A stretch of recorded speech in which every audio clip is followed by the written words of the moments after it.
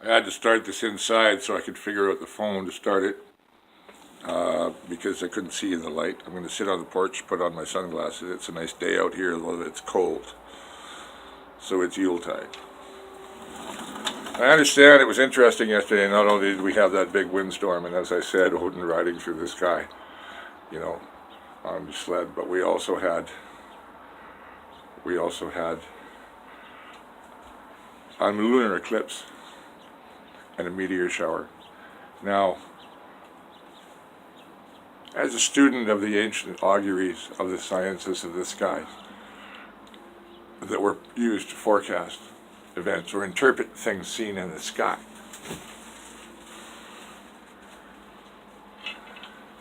flights of birds, directions of flights of birds, directions of clouds, eclipses, everything is meteor showers, all of it, anything in the sky, that was augury. Not the same as astrology. Connected, but not the same. I'm going to put my sunglasses on. Let's drink water. So, anyways, I'm the unprofessor.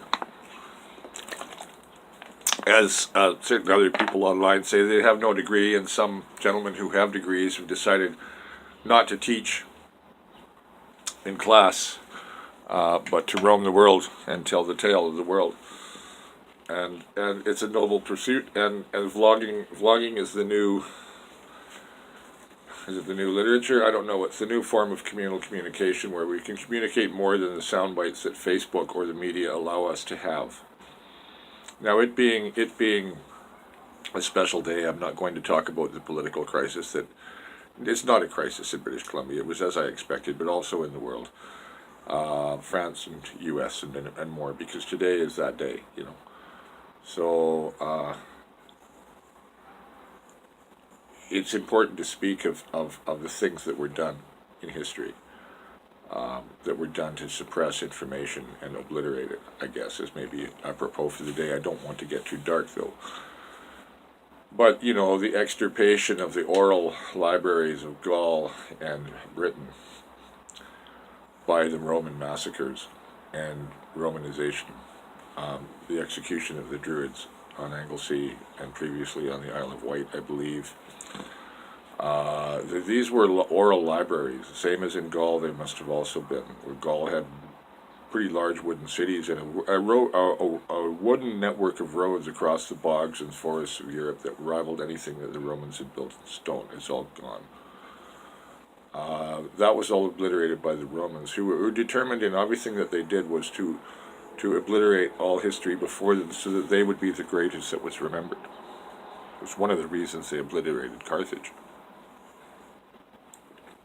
And they also obliterated Corinth, which at the time of the Roman conquest of Greece was the great library of the Eastern world, as much as Alexandria. And who knows what else was in it, because it was in Greece. Not everything in Greece was in Alexandria. Now, the library of the School of Epicurus has been found in in Athens, during the building of the Monastiraki Metro. This is where I understand it was. It's in the Agora, basically. So anyway, all those scrolls have yet to be deciphered and also X-rayed. They're scrolls that are crumbling, but they can be X-rayed. But there aren't enough people who speak ancient Greek or can read it to understand and translate it all. There's so much in there that we don't know. So there's the same at Herculaneum, which was destroyed by, I guess it's Vesuvius. The same way Pompeii was, but in this case by a different thing. It was an iconoclastic, I want to say an iconoclastic flow, but that's something different. A pyroclastic flow. Again, incinerated the scrolls, but they were parchment. But they've been recovered, quite a lot of them. And again, there's not enough scholars around to translate the Greek material. There are for Latin, because Latin is still a living language. Most people don't realize this. I read somewhere, and this was back in the 1970s or 1980s, in Harper's Magazine, that there were 100 million Latin speakers in the world, between good scientists who had studied it, religionists, scholars, classicists, people taking it in school. You know, it was still a lingua franca in the international community. not as large as English is, but there is a community that sometimes it's the only communal language between somebody in Russia and somebody in wherever else, right, or something like that. They have this common grounding because they both studied it. But anyways, Greek is much rarer. Now, modern Greek is very different. But, studying ancient Greek is like Old English. It's a different language. I really appreciate Dr. Jackson Crawford of the University of Colorado Boulder for his videos on Norse culture and Norse history. I welcome them. They're really entertaining. Not entertaining for me, they're everything I wanted to know. I highly recommend, if you're interested in Old Norse culture and you want to learn about what it really was, please go look. I hope somebody starts doing the same thing for Irish, actually. And Greek too, for the English-speaking world. I won't go on about Greece. It's just that Rome had destroyed, this and that and this and that, and other things got destroyed. The Mongols destroyed Haran, the temple of the moon god Sin, and the temple of the seven planets in the vicinity of Banlieuth, it is, where Abraham comes from. And they're 10,000 years old, those places. And that's where, astronomy and a lot of Greek science and thought came out of. But it was also spared by the Muslims because it was such an ancient sanctuary of knowledge, Anyway, so that's all. It's just covered in sand now. It hasn't been excavated, but the Mongols did a pretty thorough job on the temple of the moon god Sin. But there is something there that's really, really ancient, a huge tower. I don't know enough about it. I hope to go there. This is partly what this vlog is about. I'm talking dark politics a lot because it's the way the world is, and I'm just a reflection of what I see. But some of the places I want to go include like that, as well as I'd mentioned Delphi. I'd like to go to Ephesus. What I'd see and say and do, and what kind of music I play there, that remains to be seen. It's a question of the time and the location and where I'm at. So anyway, I want to get there. I know. As I was saying to the gentleman who brought over the scooter for me to try out, that was too small. But I got to test drive it up the hill and around and stuff. I'll have that in the future, right? So I can't travel with it exactly. But I told them that I'm not going to let my disability interfere with my intentions to go places or try to go places. Whether I go, in need of assistance or whether I'm able to walk on my own, I don't know yet as to when everything comes together. But this is why I've got to talk slower. I'm sorry, it's my habit to talk very fast because there's so much information in me, and I'm trying to lead long sentences. People can't understand long sentences anymore. It's really not stream of consciousness. This is very, very long. Things that could break into sentences, but it's easier for me to continue the conversation in one long run-on. But yeah, there's all this material in history that's gone, that we're just beginning to recover, and things we're just finding. There's things 3,000 and 5,000 years older than Sumer and Indus, and the civilizations of the Indus and Egypt that they're finding. Well, before Egypt, we already know there's a lot. The pre-dynastic Egypt is what's back there is very interesting. It's too bad we can't know more about it. But there's a place in southeast Iran, near Kermanshah, somebody told me, it's Jiroft. And it's been said to be a Rata, and there's another story about where a Rata might be, or seems to be, which is like Eden. Eden's more or less been located in terms of the directions given in the Genesis, But Jiroft is, has the same symbology as Sumer and Babylon with Gilgamesh. The same thing with the hero between the two lions. It's the same emblem, right? And it's 3,000 years older. Now the site was discovered by grave robbers before the archaeologists could get there, and that there's a guy there going over what's left, right? Trying to recover all the lost materials around the world. Giroftian art probably is often sold as Sumerian or Babylonian, but it has a distinct look that's different. And then there's the Thracian civilization most people have not heard of, which I've been watching quite a bit about. And, Thrace was a great kingdom with, wealth and power and, warriors clad in gold. They had a lot of gold, and what's been found in the treasure of Varna, look that up, Varna. It was amazing. And this was it's like living gold leaf, like the crowns and animals and stuff, And this is 3,000 years before classical Greece. Now they had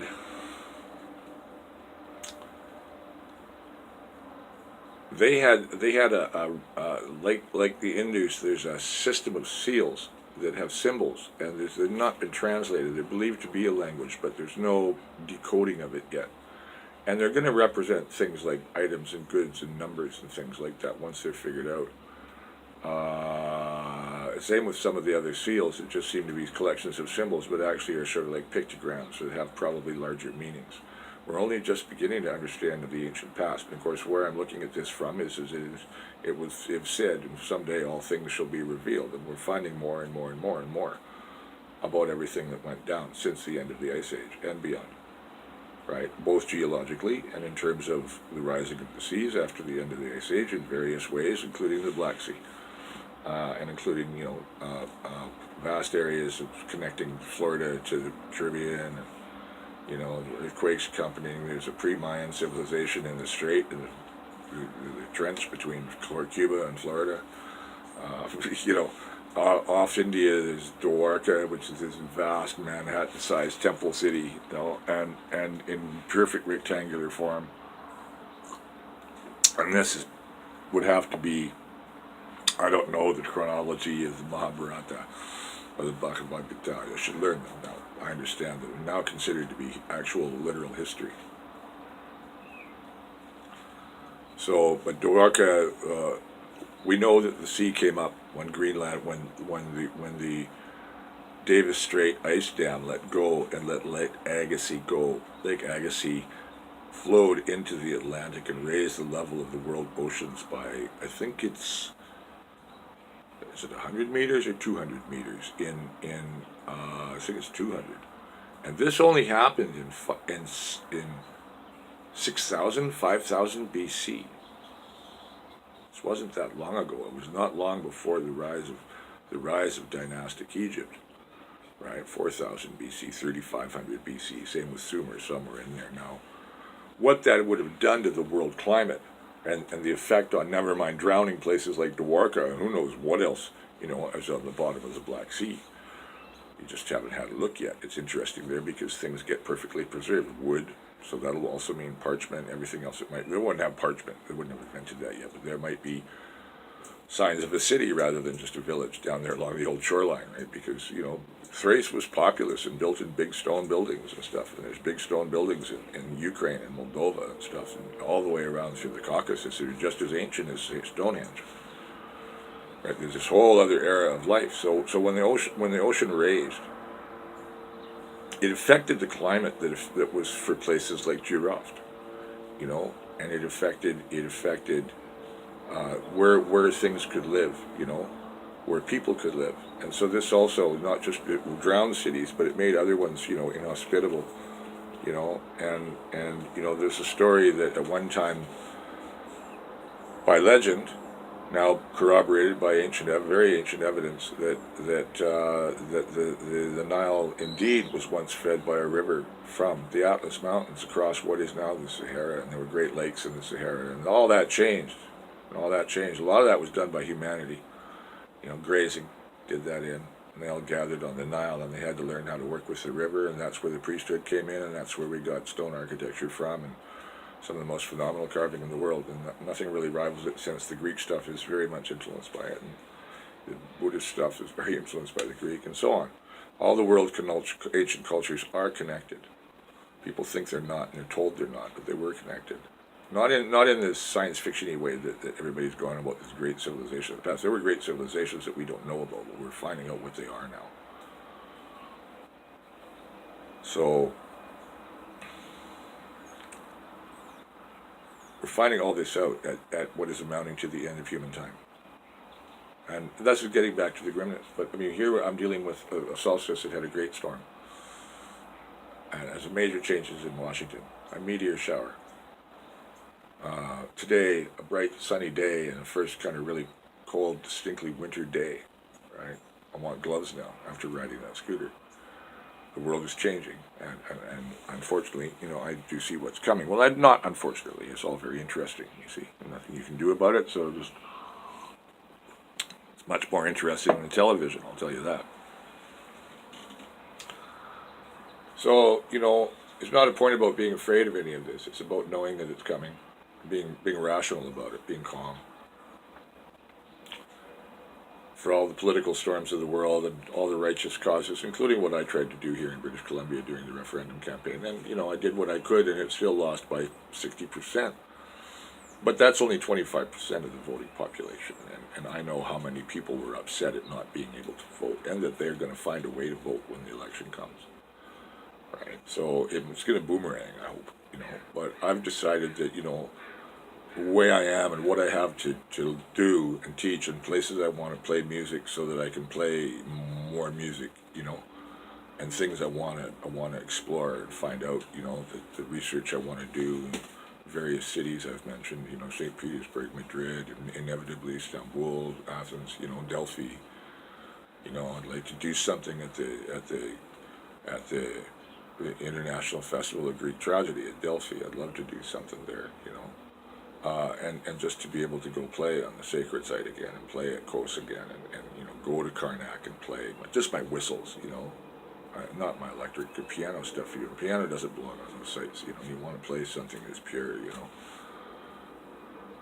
Ancient music, isn't how it's portrayed in the movies, and I don't know. I listen to the skaldic stuff that's sung on YouTube, and it's very kind of quasi-medieval Europe. It doesn't, and using instruments that just weren't in Scandinavia without the rowdiness I think there was, especially in pagan times. But as Dr. Crawford says, we don't really know about pagan times. We only know what's written about them by I wonder, I can't remember how many greats he counted it, but I think it was too many generations. I'm going to have to count them and ask him. But if he's talking, 150, 200 AD for one of the legends, 300 for certainly the legend of Gudrun, and is from the time of Attila of the Huns, so that's 342 in that era, And Attila of the Attila, it just means little father. It's like Baba, Babaji. It's the same kind of name as Babaji, oddly. But it was a Confederate. The Huns were not.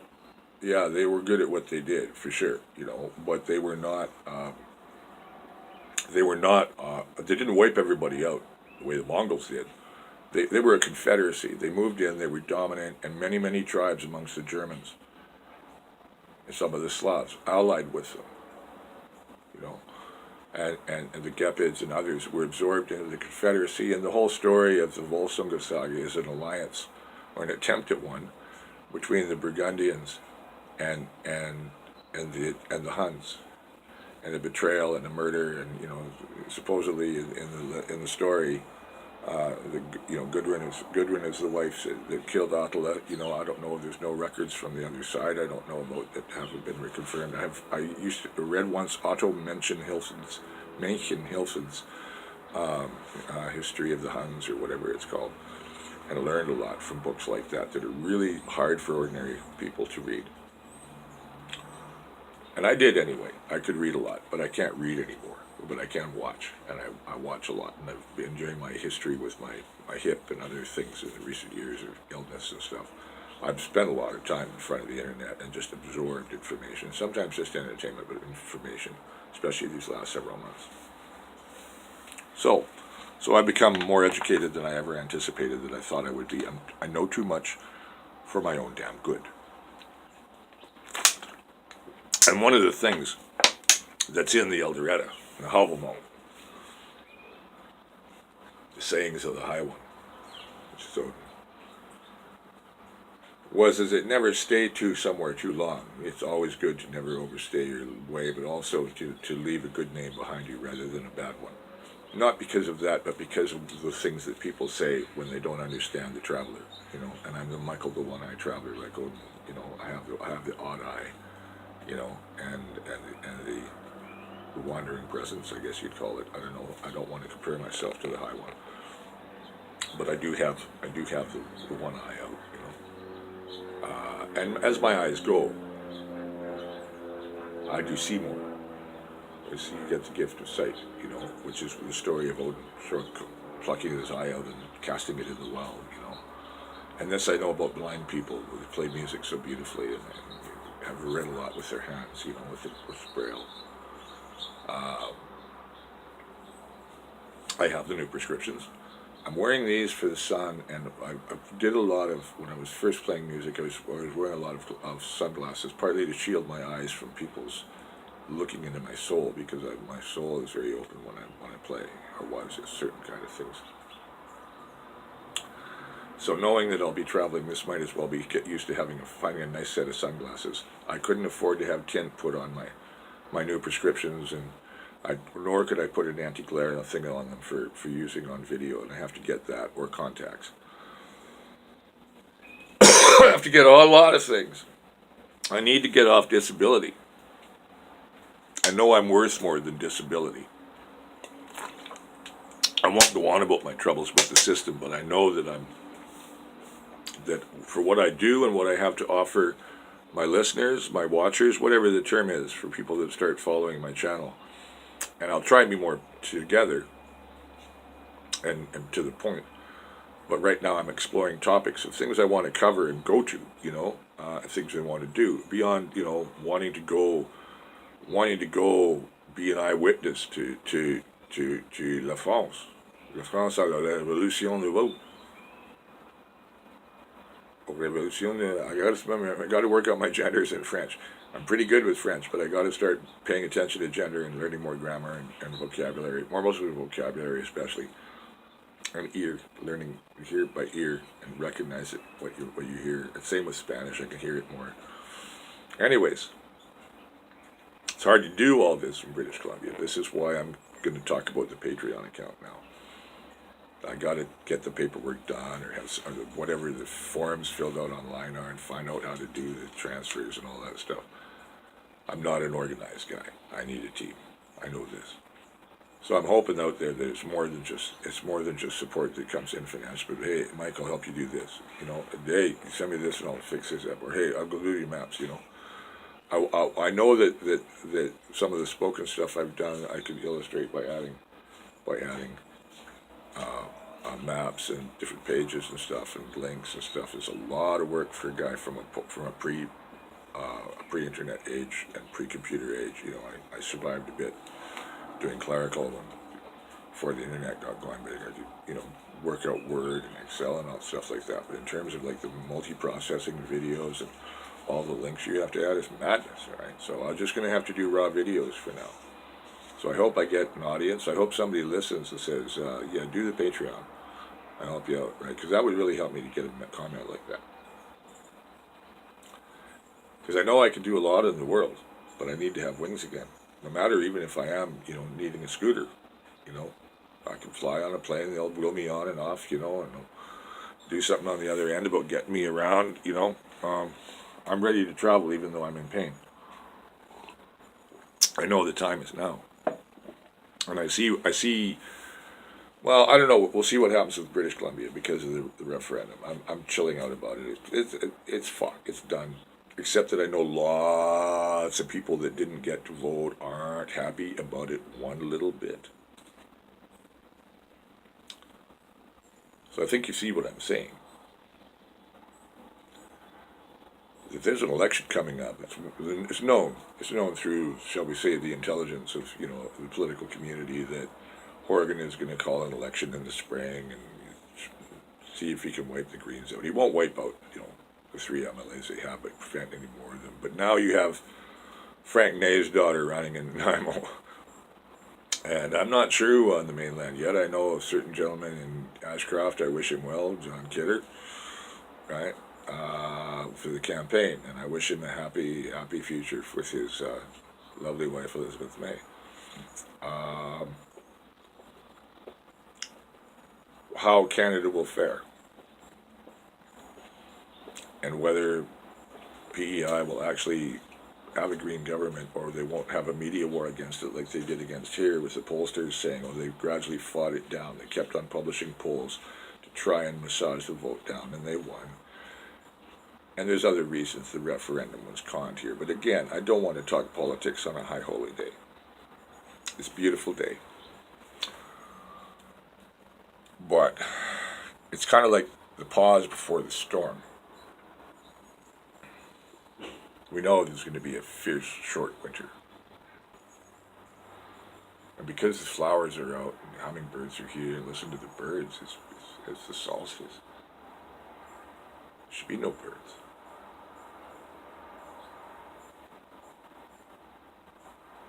That there will be big floods again, and there will be bigger fires. I could go on about it, but I don't want to sound dire about what's coming, but this is the year. This is the turning of the year.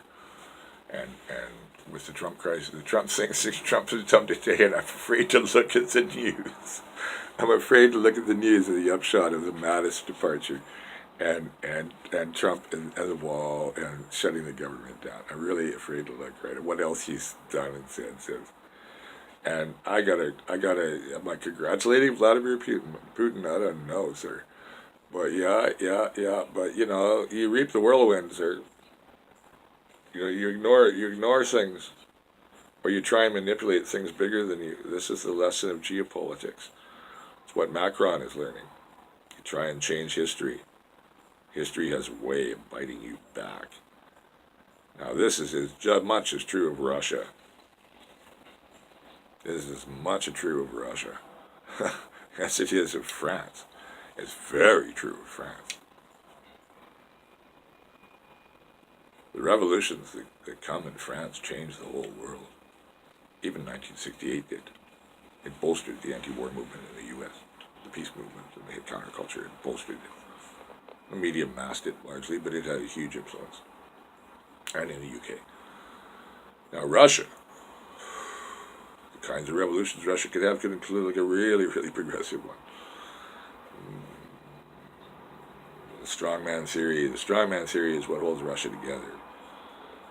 But the strongman sometimes wrestles with something larger than himself, including the task he's taken upon himself. What he's taken on is the American financial investigation system, which is interrelated with the banking system. Now, one of the big things in the banking system that's a key factor in why they're not telling you about the French Revolution that's underway, is what it is that they want France and everyone to be able to they want to wipe the debt. They want everyone's personal debt and the national debt wiped, fundamentally. If not wiped for the personal level, the national debt wiped, right? And the troops brought home. What they'll do with the troops is a big issue. And the Legionnaires, but the Legionnaires are who they are. The French abroad, in Mali and Chad and all these places, and wherever they are in the world, Djibouti, it's the Foreign Legion. Only the officer corps are French nationals. All the rest are aspiring French citizens. Bring them home, yes. They want to bring them home because they want to be French. That's why they're fighting for France. That's what they're doing. They're spending 5 years of their lives wanting to become French citizens in a new life. So they have really powerful motive, and this is the home country they've been fighting for. It's the people of France are fighting up against the government that's gassing them and batoning them. It's ugly what's going on in France. And North America is just not being shown this. Of course, it's the Occupy movement out of control, basically, right? And stronger and stronger. They're unrepentant. Occupy was tamed in one night. This has gone on for 4.5 weeks, and it's peaceful. The violence is coming from the authorities. The authorities are being supplied their materiel by China. This is all very true, and it's just the media won't talk about this. Oh, gee, what's going on? What will ever happen? And, but what they're also not saying is that what the point about the national bank is. And it's the same in here in Canada and everywhere in the world. There came a point in 1973, 74, where the governments of the world were coerced by, I think it was the gold standard thing that Nixon did, things that led from that they wanted, the private bank said, well, you guys should be paying us money to print money. You guys should be printing money and making us pay for it. Well, okay, so how did that restructuring of society and this financial society happen? Well, that's called the Trilateral Commission. It's a long story. I don't want to get into them and Bilderberg, all that stuff. It's to the names alone are like conspiracy theory stuff. But Trudeau was the darling of the Pierre was the darling of the trilateral community because he came up with the debit card and the commercial credit card. Like it used to be Visa card, Visa and Mastercard. They had to be paid. They didn't exist. There was Amex. There was Diners Club. There was something else. And you had to pay them at the end of the month. Like still do. But then you had credit cards on loan, and then also the debit card. And the whole point was to track money and do away with the black economy, do away with the cash economy, because cash economy is also a drain on the treasury because they printed the money, but it's not in regular circulation, and they can't tax it. But also, it's like causes the impact on inflation, so on and so forth. And money has always been a game played to try and keep the economies of the world stable. And yeah, the Rothschilds deserve a lot of credit for doing a lot of this. They do. They do, right? And they're struggling right now. And now the story is that the French are saying, nope, nope, nope. The national debt, the national bank, and France has a lot of gold, has nuclear weapons that are worth a lot of money as collateral when you think about it. But, they have a lot of talent and assets and so on, financial knowledge, right? But they're saying that the Bank of France should be able to print the franc. I guess it's probably anti-Euro too, probably. They're certainly anti-Europe, so that kind of carries with it anti-Euro. Not anti-Europe. They just want out of the EU. They want out of NATO. And they'll have a home army if they bring the Legionnaires home to take on the cops. But even after that, they'll have the home army that's very loyal to France that will fight for where they are. Right, they were glad to be there finally, right? And a tolerant society like France really is. France is one of the most tolerant societies in the world. It's one of the reasons I want to go there. And I should be doing this vlog in French, which I'll be doing in French a lot. And so the channel will have both English and French videos, sometimes Spanish, as I struggle, to speak in the other languages to convey what I know and what I see into the other tongues. But it's one of the most tolerant and accepting societies in the world, especially for people that have pursuit for freedom or creativity or anything like that. They like people that like me, basically. But these guys are all hard asses that have been at war in Mali and Chad and French Guinea and stuff like that. What's going to happen in the French overseas territories? I don't know. We don't know yet. I haven't looked at Tahiti or Réunion. Réunion, I know, had some problems. Yeah, Réunion's got something going on. But there's quite a lot of them. Tahiti's is kind of one of the major ones, I could start listing them, but there's no point.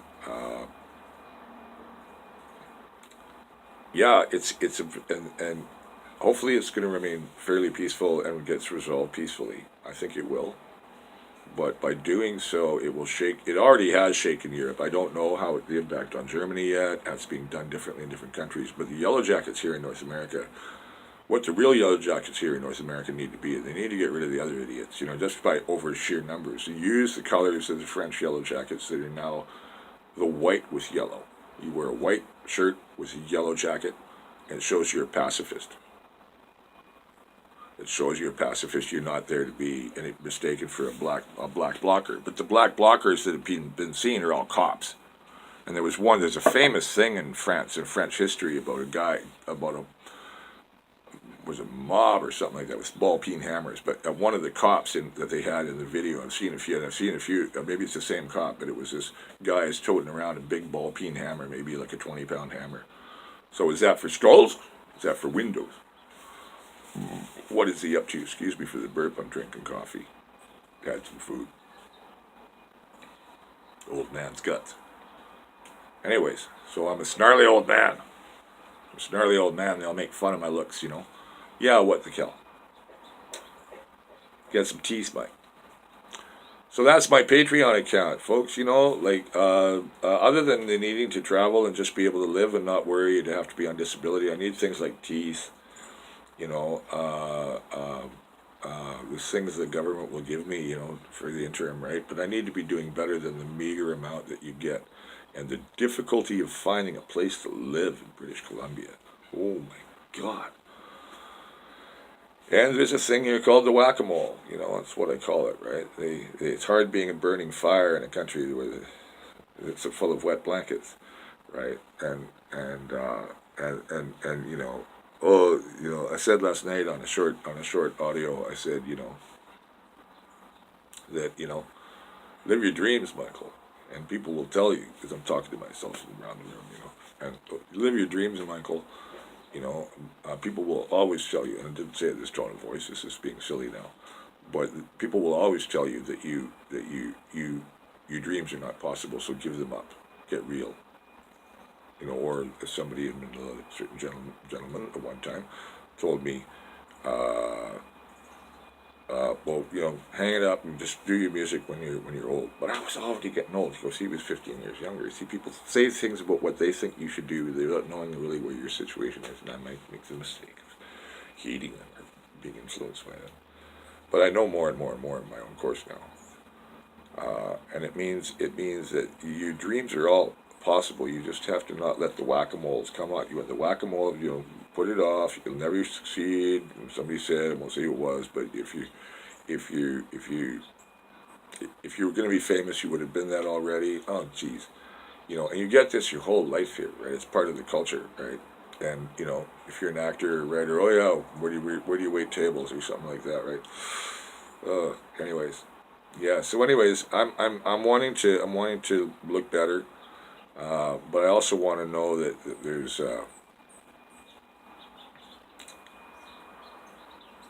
No, I don't want to know. I know that there's wings I can put on my feet by using my mind and putting them into the vlog world. So I'm really appreciative of the vlogs I've been watching that have encouraged me to do this. So I have a lot of knowledge. I don't have degrees. I'll do the video on the things I've studied, both in school and out, and places I've been and things I've done that would be helpful to you to know about as to why I'm a kind of a professor, but I'm not. I may finish my music degree. I may finish my Bachelor of General Studies. It will be geopolitics, political geography, demography, and that kind of thing, plus humanity. I guess we'll call it philology rather than humanities, because also want my languages. But they're happening anyway. I'm finding French coming easily. I speak Spanish easily. I know Norwegian will come easily if I get there, and Greek if I get back there. Ancient Greek I'd like to study. I mentioned Delphi. I'm going to put together a music video, images of Delphi, and maybe some from around here, my penny whistle playing, and send it to the staff at Delphi and say if anybody remembers me, I'd like to come back, and I'd like to do the Festival of Ancient Tragedy and so on, These are all long-term, long-traveling Michael the Wanderer, Michael the One-Eye wandering the world, with his music. Whether I'm just carrying the penny whistle or the guitar or finding pianos or whatever else I wind up playing or organizing. Can't do that in British Columbia. Nobody believes in this kind of stuff, or people like me here, unless you come from a good family and have money behind you and already have a good image and you look good and stuff like that. So they tell me I'm not ugly, so I tell you. I get compliments, but I have always felt like an ugly duckling. So I've overcome that now. I don't care now. But I'm glad to be able to share my knowledge, you see, because it's a concern as you get older that all the things you've done, that the new eras, the new generations coming really need to learn about their past, including the very ancient past, and the more than ancient past, like what I've been saying about Thracia, and Jiroft, which is south, and it was like the predecessor to both the Indus and Sumer, right? And now there's even more modern things like the city of Guge, Guge, in western Tibet. It's phenomenal, and it was like the Florence of the East, miraculous art, beautiful, some of the world's most beautiful art, and highest kind of Buddhist concentration of scholars and stuff. And a couple of Jesuits came. The king let them build a church. His brother, who was the head of the monastery, didn't like it, called them the Ladakis, and Guge was destroyed in 1670. Thanks, Portugal. Thanks for those Jesuits, Portugal. And Portugal did a lot of damage in India. The Portuguese, this is what I was saying about the destruction of history and the hiding of. See, this is all good. I'll close for this because this is important to the season. It is, right?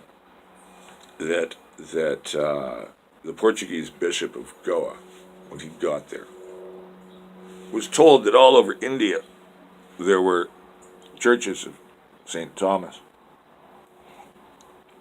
the Church of St. Thomas, bishops of them all over India. He sent messages to them. He said, "Bring me all your holy books." And they did. Devotedly, they brought them all. I don't know if he actually read them. I kind of know what must have been in them. He pronounced them works of the devil, and in front of them all burned them. Thanks, Portugal. Now why?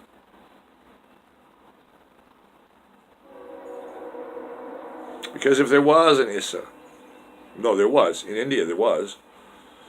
The Muslim world knows about him too, not just from the New Testament.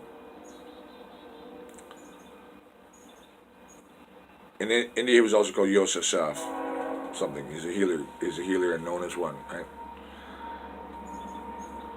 I won't get into what I know about the cross. But when he was young, it was India that he had traveled to. Canadian Pacific, doing its thing.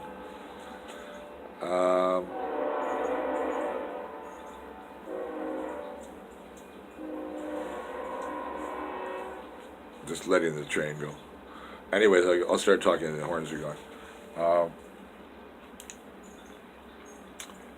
Legend says that he traveled with Joseph of Arimathea to Cornwall. There's the videos about that. And there's all the theories about France. But never mind the resurrection. But, I mean, he went to India. Now, St. Thomas left from Eilat, Aqaba. Probably stopped in Axum. The only place in the world that the Gospel of St. Thomas survived was in the hands of the Ethiopian church. The Romans destroyed everything. The conversion destroyed more than just pagan literature. It destroyed what the church wanted to declare heretical. It was the actual original Gnostic Christian literature, which was the teachings rather than the obsession with the resurrection, which is the foundation of the church. So the whole story of Jesus surviving in India would have been known to the Church of St. Thomas. It would be part of their teachings. They wouldn't have been teaching the resurrection.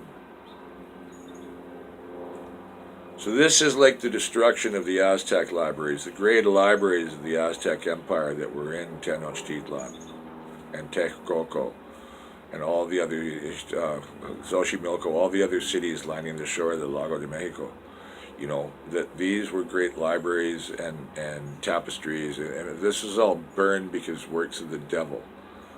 And so this is what the Portuguese Bishop of Goa, was he a Jesuit? Possibly, probably. I don't know whether Jesuits can be bishops. I'm sure they can. I don't know if they get to be cardinals, but probably.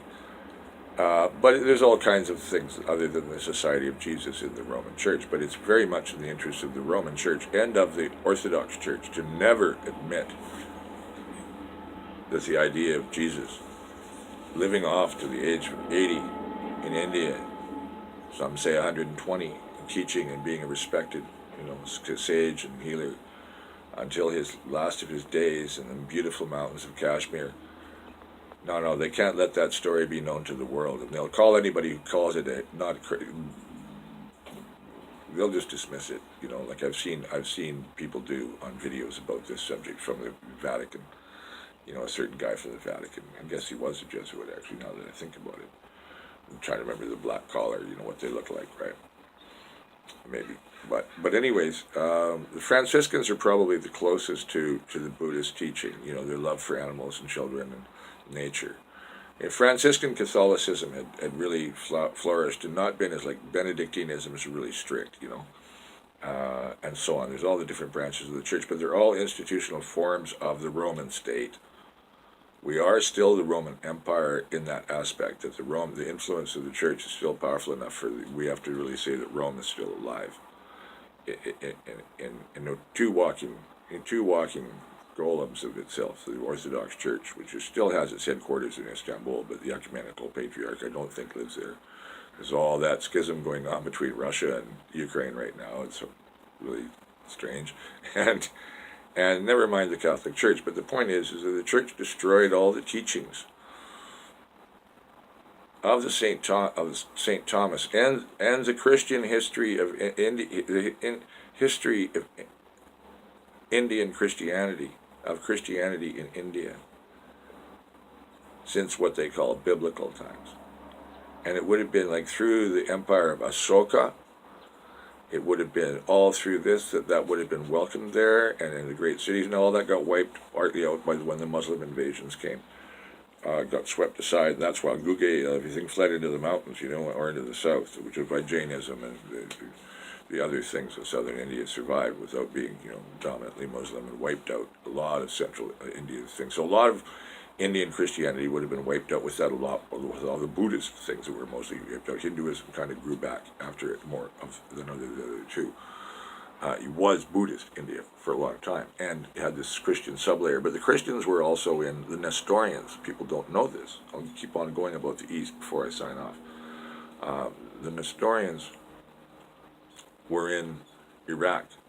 Like the Iraqi church, they were kind of like Aryans, was A-R-I-N, for the priest Arius, who was like another pronounced a heretic, right? But they didn't worship at night, so I'm not sure their worship hours. But because they worshipped under the stars, in a Nestorian church, the vault will be of stars, But 15% of Iraq, when George Bush I invaded, I call him the first because he was like a king and a conqueror. A conqueror, the American Conquerors, History of the American Conquerors. That's a great title for a book, isn't it? But when he invaded, in terms of geopolitical terms, how they conducted themselves, when he had destabilized that region, but there were 15% of Iraqis were Christians. And not now. And the Tsinsars, not the Tsinsars, the Yazidis. The Tsinsars were in Yugoslavia, they're another rare minority. The Yazidis, and others, Iraq was an artificial state. Kurdistan was supposed to come into existence. Syria and France said, Syria and the UK said, nope, we got oil these areas, fuck you, right? So, because Mosul, Kirkuk, it could have been Iraqi oil, Kurdish oil. That could have been the powerful Kurdistan that was promised in 1922 and not delivered.